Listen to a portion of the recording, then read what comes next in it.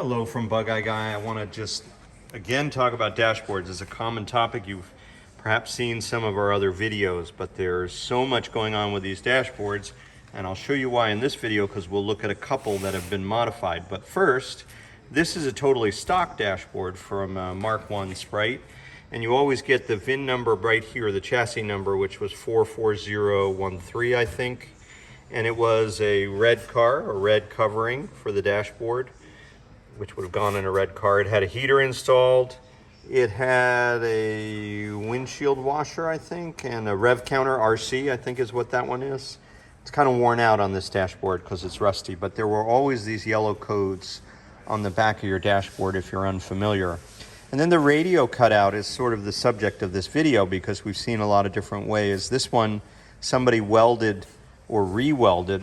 There would have been little perforated bars supporting the panel, and they were either cut at some point, and then this was welded back in, is my guess.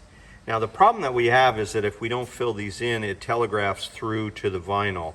In a matter of years, a red covering, for example, will show black where these perforations are. So we've been filling them in so that we have a rock solid foundation for the vinyl covering.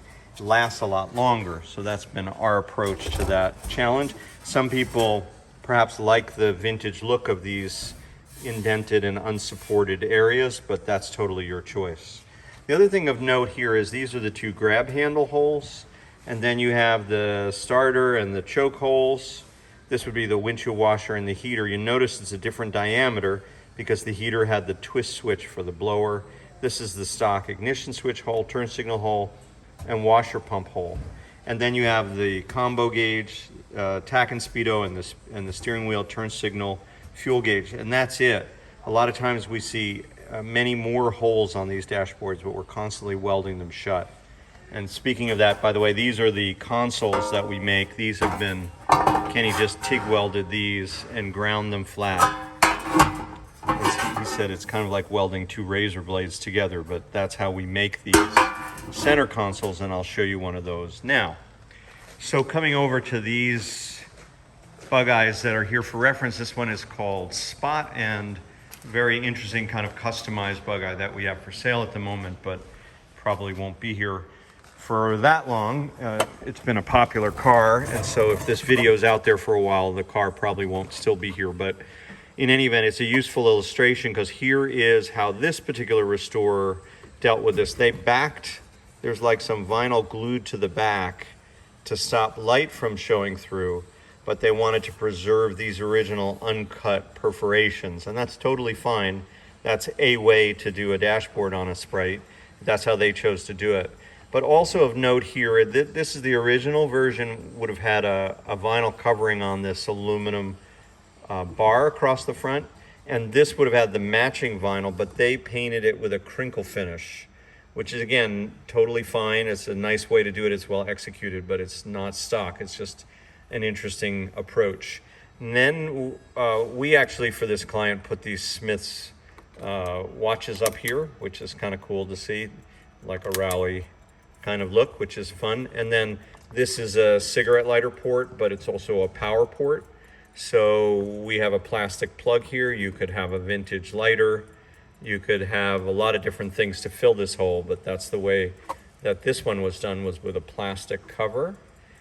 He's got an extra switch here for the driving lights on the front of the car, but these are the stock holes. That was the washer pump hole, heater and wiper and heater, as I mentioned earlier.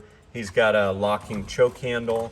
There's an extra indicator light, and then the stock gauges and steering wheel. So it's a very stock dashboard, but with a little bit different add-on here and a crinkle finish, keeping the radio perforations intact as sort of a badge of honor. And this is a very interesting and different dash. He then, because he really liked gauges, added that console I just showed you, which is covered in black vinyl to match the cockpit trim. And then we have an ammeter and a voltmeter and a storage cubby. So this is kind of a really nice example of a more busy and gauge-laden approach to a Frog Eye dash. It's just another way to do it, and I like this version because it really pays sufficient homage to the original, and in that sense, I think that it's nicely executed. I'll show you one more just for reference. This car here we're working on, this is has got an ammeter in the center where the turn signal indicator would have been.